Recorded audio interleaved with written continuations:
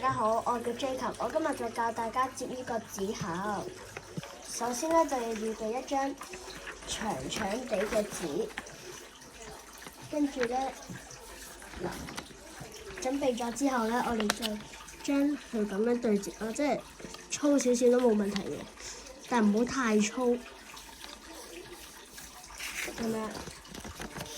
然後另一邊都要平均翻。咁樣，然後將佢對折咁樣。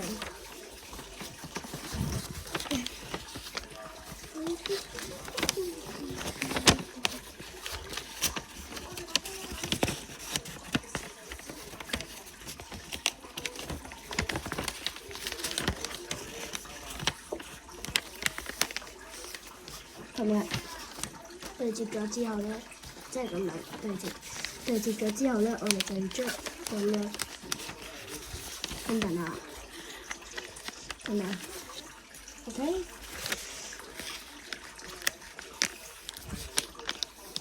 嗱，另一邊都要喎，就係，嗱，兩邊都得啦，咁我哋就將佢咁樣。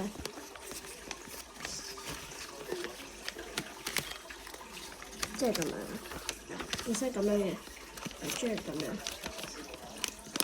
同埋跟住咁樣，跟住咧呢度咪有條線嘅，將佢攝入去。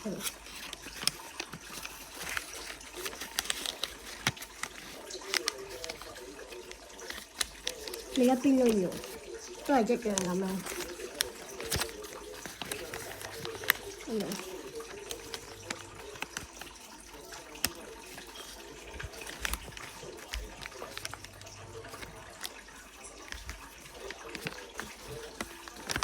咁樣都係攝入去啦。